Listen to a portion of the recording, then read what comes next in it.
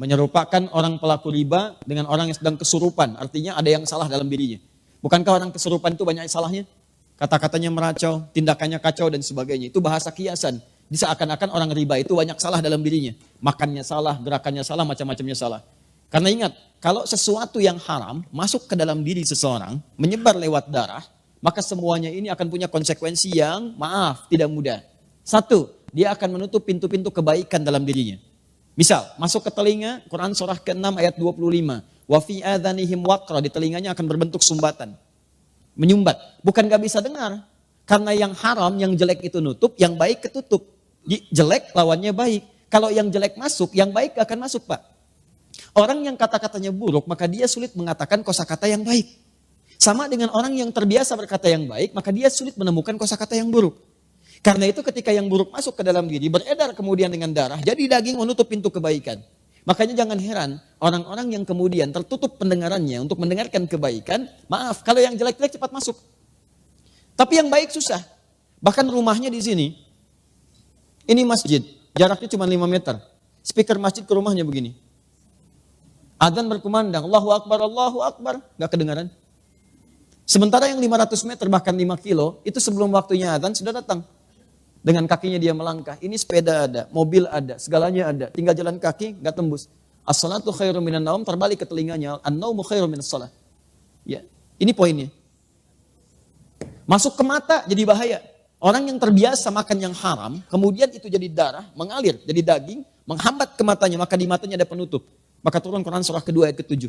Paling kanan agak sedikit ke atas. Khatamallahu ala qulubihim wa ala sam'ihim wa ala absarihim ghishawa. Di matanya ada penghalang. Sehingga dia nggak bisa bedakan mana sesuatu yang baik, mana yang tidak baik. Masuk ke tangan, ini sentuhannya nggak baik. Sudah senang dengan yang haram. Kalau yang haram sudah menguasai dirinya, maka yang halal-halal akan cenderung terhindari.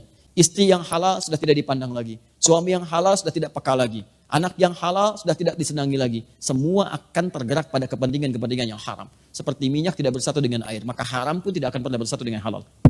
Karena itu Allah katakan, pelaku riba itu cenderung punya masalah dalam hidupnya seperti orang yang kesurupan, dikerjai oleh setan.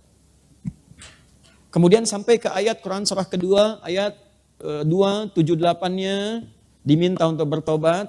Kemudian ayat 279-nya diminta untuk kemudian oleh Allah Subhanahu wa taala dengan ancaman yang kuat, kalau tidak mau bertobat maka Anda seakan-akan mengajak perang dengan saya dan Rasul. Maaf ya Bu ya, Pak ya. Anda dengan manusia saja kalau orang kuat sulit untuk mengalahkannya. Sekarang pengen ngajak perang dengan Allah. Maaf, kalau Anda punya masalah dengan manusia, saya punya masalah dengan orang Bandung, saya pindah ke Jakarta. Saya punya masalah dengan orang Indonesia, saya pindah ke Malaysia. Saya punya masalah dengan orang Asia, saya pindah ke Eropa. Tapi Anda punya masalah dengan Allah, mau lari kemana? Itu poinnya. Maka saya belum bicara tentang hukum, saya ingin bicara pertama tentang riba. Riba itu jelas haram. Riba sama dengan haram. Tahan? Maka segala unsur yang terkait dengan riba, semua keterangannya lewat hadis Nabi Sallallahu Alaihi Wasallam. Baik pelakunya, baik pemberinya, baik pencatatnya, baik saksinya, dia dilaknat oleh Allah Subhanahu Wa Taala dan Rasulnya. Tetap mendapatkan hukuman yang sama, haram. Pelaku, pemberi yang menerima, saksi, bahkan pencatat, fasilitator. Awas, saya belum bicara tentang profesi, saya bicara tentang riba. Jadi kalau ada orang mengerjakan kemudian riba, ya, bahkan saat ada alternatif yang lain dia paksakan untuk mengerjakan riba, maka dia masuk dalam kategori ini. Haram sama dengan dosa. Laknat, kalau sudah ada laknat, resikonya tidak mudah. Laknat itu resikonya paling dahsyat itu neraka jahanam. Baik, Ibu tahu neraka yang paling ringan? Tadi kalau Bapak baca Quran, naik sedikit ke ayat 56 ya, An-Nisa 56 itu neraka yang paling ringan. Paling kanan sebelah atas. Innal ladzina kafaru bi ayatina sawfa nuslihim nara. Orang-orang yang sulit diingatkan oleh kami melakukan dosa-dosa, tapi dosanya yang standar, yang biasa-biasa, itu dosa juga. Kemudian dia kerjakan itu melewati amal solehnya kemudian turun, amal salahnya naik. Masuk dia ke neraka yang paling ringan, sawfa nuslihim nara. Kami tarik ubun-ubunnya. Nusli itu dicelupkan seperti bikin teh celup. Pernah bikin teh celup? Ya nanti coba ke ruang makan, ambil celupan, masukkan. Teh celup itu kan celupkan, angkat ya. Nah, nanti ada orang ditarik ubun-ubunnya dicelupkan ke neraka. Kullama nadijat juluduhum, setiap dicelupkan hancur semua tubuh dan kulit-kulitnya. Kenapa kulitnya disebutkan? Karena kulit indera perasa yang paling kuat. Jadi kalau ada orang dipukul kena kulit atau dicambuk kena kulit, cambukan pertama pasti sakit luar biasa. Karena kulitnya masih ada. Selanjutnya cambuk. Ketika mengelupas akan berkurang rasa sakitnya. Makanya kata Allah ketika kami celupkan hancur dengan kulitnya, kemudian baddalnahum juludan ghairaha. Kami angkat, kami sembuhkan lagi. Sehingga kulitnya tumbuh lagi. Liyadzuqul adab, supaya merasakan adab seperti serupa tadi. Tidak berkurang sakitnya. Itu sekali celup Pak, satu harinya sama dengan 1000 tahun. Satu detiknya sama dengan 48 hari. Kalau mau coba silahkan aja.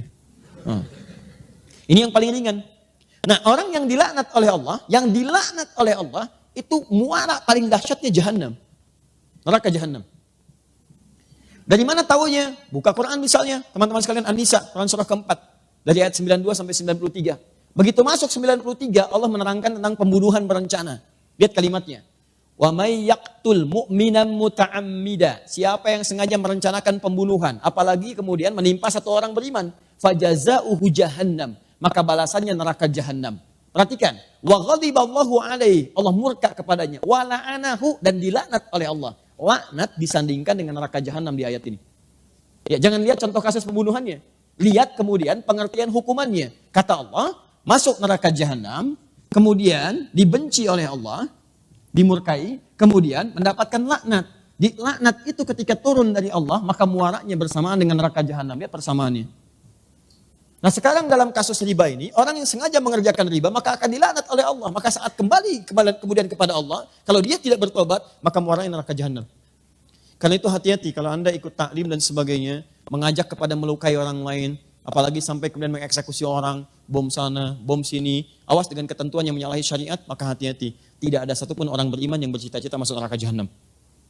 Saya saat terjadi bom di Jalan Tamrin itu, Bu, saya sedang di Lampung, Pak. Kejadian langsung saya ditanya, Ustaz, apakah bom di Jalan Tamrin termasuk jihad fisabilillah? Saya jawab, Pak, sependek pengetahuan saya, jihad fisabilillah itu jihad di jalan Allah, bukan di Jalan Tamrin.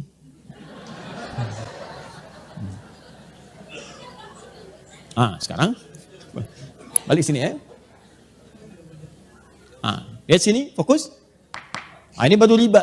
Saya mau terangkan hukum dosa dulu. Nah, setelah itu baru kita masuk kemudian kepada pertanyaan. Ada bank konvensional tadi disebutkan. Di antara kemudian tautannya dengan jasa yang digunakan oleh notaris, boleh jadi ada kemitraan yang tersangkut paut dengan bank konvensional. Apakah setiap turunan dari transaksi bank konvensional menghasilkan riba? Itu pertanyaan yang pertamanya. Satu, apakah kemudian kalau ini menggunakan jasa bank konvensional termasuk dalam kategori riba pula? Itu kemudian yang mesti kita jawab. Nah, teman-teman sekalian, sekarang saya terangkan sedikit saja tentang hukum. Nanti saya masuk ke Fatwa MUI nomor 1 tahun 2004, ditandatangan tanggal 5 Dzulhijjah tahun 1424, ya bersamaan dengan tanggal 24 Januari tahun kemudian 2004, ya. Jadi setahun sebelum didirikannya INI. Sini. Tahan, fokus ini. Pertama, lihat sini. Riba sama dengan haram. Haram itu hukum, ada 5 hukum dalam Islam di usul fikih. 1 haram, kedua kemudian ada halal, ketiga ada mubah, keempat ada sunnah, kelima ada makruh. Baik, hukum ini akan selalu terkait berkelindan dengan perbuatan, bukan barang. Ingat, perbuatan. Setiap ada perbuatan, maka melekat hukum di dalamnya. Hukum sama dengan perbuatan. Ingat ya, bukan barang ya, bukan barang. Jadi semacam istilah uang haram, sebetulnya bukan uang yang haram. Tapi perbuatan yang menjadikan uang itu sulit untuk digunakan pada aspek-aspek yang baik. Nah sekarang, kaidah selanjutnya, fokus. Perbuatan ini akan terkait berkelindan dengan sebab. Dalam usul fikih disebut dengan ilat namanya. Kaidahnya berbunyi, gak usah dihafal, yang penting paham. Al-hukmu yaduru ma'a illatihi. Al-hukmu yaduru ma'a illatihi. Hukum itu terkait dengan perbuatan yang terkait berkelindan dengan sebabnya. Apa sebab perbuatan itu yang menyebabkan dia dihukumi dengan 5 hukum tadi? Tahan. Ya, sampai sini nggak apa-apa, masih remang-remang, nggak ada masalah. Hukum terkait dengan perbuatan. Perbuatan terkait dengan sebab. Yang menyebabkan hukum turun, ini sebabnya. Apa sebab motivasi perbuatannya? Nah, sebab ini cukup menarik dalam tinjauan hukum Islam. Bahkan yang pasti halalnya pun itu bisa berubah jadi haram karena sebabnya. Seperti yang haram pasti pun itu bisa berubah menjadi halal karena sebabnya. Contoh, sholat. Sholat itu halal atau haram? Sholat, bahkan wajib. Hukumnya wajib, halal bahkan wajib. Wajib dikerjakan. Tapi ternyata yang wajib ini bisa menjadi haram dikerjakan saat ada sebab tertentu yang mengiringi penunaiannya. Contoh, sholat dengan ria. Ria itu pengen dilihat orang. Orang sholat harusnya dilihat Allah. Dia sholat motivasinya pengen dilihat orang. Sebab dia sholat ke masjid itu karena pengen dilihat orang, bukan pengen sholatnya. Maka turun ayat fawailul lil musallin, celaka orang sholat, disebut celaka. Jadi Anda bayangkan, yang sholat aja ada peluang celaka, apalagi yang gak sholat. Nah siapa yang sholat ini? Bukan semua orang sholat. Alladzina hum an sholatihim sahun. Yang lalai dalam sholatnya. Siapa orang lalai ini? Alladzina hum yura'un, yang ria. Sholat yang hukumnya wajib, itu bisa berubah haram ketika dikerjakan dalam konteks ria dalam mengerjakannya. Paham? Nah, saya tanya lagi, ada hewan yang hukumnya haram. Apa diantaranya? Baik, babi. Hewan itu haram, diharamkan misalnya. Babi, hukumnya haram. Jelas haramnya. Tapi ada sebab tertentu yang menjadikan babi itu bisa berubah kemudian menjadi halal dalam sementara waktu. Bukan selamanya. Contoh, Anda misalnya ada tugas, kemudian penelitian, sampai studi banding ke Cina. Daratan yang paling jauh. Masuk ke wilayah yang terpencil, tiba-tiba nggak ketemu hewan yang halal. Ayam nggak ada, ya mukillah. Kambing nggak ada, sapi nggak ada, yang ada cuma babi. Sehari tahan, 2 hari, 3 hari sudah mulai lapar dan kelaparan. Dalam posisi demikian, apakah boleh makan babi, Bu? Tidak, besar begitu babi. Tidak bisa. Yang boleh makan daging babi, setelah itu dipotong dulu, dimasak dulu. Babi kan besar, bagaimana bisa dimakan? Ya. Nah, lihat sini. Tahan. Fokus ini. Jadi, ambil sebagian dagingnya, kemudian dia mulai dibersihkan, dia dimasak dengan baik dan sebagainya. Dari saat itu dia menjadi halal. Lihat, halal untuk dimakan untuk menutupi rasa lapar saja, bukan untuk dinikmati. Bukan untuk dinikmati. Ya, jadi sifatnya sementara. Perhatikan baik-baik ya. Semua yang berhukum tetap ketika ada sebab tertentu pasti sementara sifatnya. Ya, ini siap, lihat baik-baik. Ini hukumnya haram. Karena ada sebab tertentu, maka dia sementara menjadi halal. Sampai hilang sebabnya itu. Begitu Anda kemudian menemukan ayam, maka babi sudah tidak halal lagi. Tinggalkan babi. Sekarang yang dimakan apa? Bukan ayam besar begitu, daging ayam yang dimakan. Ya, Anda sembelih dulu, kemudian potong itu, masak dengan baik, baru dimakan. Babi tinggalkan, maka hukum halal bagi babi pada satu yang sementara sudah tidak berlaku lagi. Ya, tadi Ustadz juga udah singgung, kalau seandainya pemimpin kita non-muslim, ini pemimpin dalam arti kata muamalah dulu Ustadz. Muamalah, katakanlah kita bekerja, tadi Ustadz bilang yang di perusahaan-perusahaan seperti itu, tapi mereka tidak melarang soal agama, menjalankan agama boleh. Apakah itu juga dibolehkan? Baik. Terkait dengan orang yang bekerja berafiliasi dengan salah satu perusahaan tertentu, pekerjaan tertentu, kemudian dalam konteks ini pimpinannya seorang non-muslim. Tapi dia tidak mengganggu dalam konteks beribadahan kita atau muamalah kita. Masih berlangsung kebaikan-kebaikan di sini. Ini tidak masuk dalam konteks ayat tadi, Pak. Kalau ayat tadi yang dimaksudkan adalah mengambil mereka sebagai orang-orang terdekat yang bisa kita jadikan bahan curhat tentang urusan-urusan ibadah kita, urusan-urusan rahasia kita. Kalau dalam konteks muamalah umum boleh-boleh saja. Bukankah Nabi bermuamalah dengan orang Yahudi? Dengan orang Nasrani? Pernah dilakukan. Tapi itu pun nanti ada kaidah-kaidah yang harus kita pelajari ke sana. Misal, kaidah-kaidahnya kita harus selalu di atas, jangan terdominasi. Kita harus punya prinsip yang tidak menggoyahkan keadaan diri kita. Ya, pernah. Bahkan Nabi pernah menyampaikan begini, kalau kalian berpapasan dengan orang Yahudi, seret dia ke pinggir. Pernah dengar hadis itu? Awas jangan salah mempraktekkan dia. Jalan. Wah, orang asing nih. Hey, are you Jews? Kamu Yahudi? Yes, seret ke pinggir. Gitu. Bukan begitu caranya, bukan itu. Itu maksudnya dalam konteks kehidupan kita, kamu jangan berada di pinggir, kamu harus ada di atas. Bertarung dengan aspek keilmuan. Kamu harus pintar. Sehingga posisi kamu selalu di atas. Ya, kalau kamu ingin jadi bawahan-bawahan, jangan sampai terseret ke pinggir.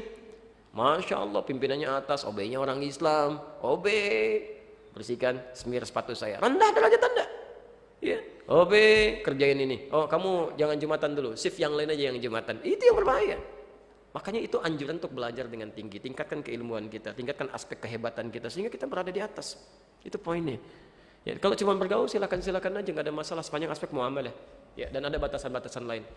Ya, maaf, misal berjualan aja coba cek siapa toko yang Anda tuju itu kalau mau beli baju, beli macam-macam. Ya, ini kadang suka bingung juga sih. Anda berharap Islam muncul, tapi orang Islamnya nggak dihidupin tuh. Kenapa Anda tidak datang kepada toko-toko orang Muslim aja? Terus orang Islamnya kenapa nggak bersinergi? Jualannya masing-masing. Kenapa nggak saling berhubungan, bangun sinergi yang kuat, dan bangun sinergitas dengan teman-teman yang ada penduduknya, itu akan muncul dan akan makmur kok. Ya, tapi tidak dilarang Anda bisa beri kepada orang lain sepanjang bukan yang haram-haram atau sesuatu yang meragukan. Baik ya. Ingat, hukum fikih itu selalu berkait dengan variabel yang lain. Belum tentu yang halal jadi halal juga. Apa hukumnya ayam, Pak? Makan ayam. Belum tentu halal. Kalau tidak disembelih haram. Itu kan mati misalnya kan dilempar mati, dimakan, salah, haram itu. Sembelih dulu. Nah, terus kalau ayam sudah disembelih, apa hukumnya? Oh, belum tentu halal juga. Kalau disembelihnya tidak menyebut nama Allah. Ya harus disebut nama Allah. Bismillah, Allahu Akbar, sembelih, olah, baru makan. Kalau disebut dengan nama Allah, Bismillah, Allahu Akbar, sembelih, olah, makan. Apa hukumnya? Belum tentu juga kalau yang Anda sembelih ayam tetangga. Lain ya. Jadi ada turunan yang lain di situ mesti dipelajari. Jadi fikih itu ketat. Ketat, tidak serta merta langsung halal, saya tidak. Mesti jelas dulu dari unsur-unsur yang lainnya.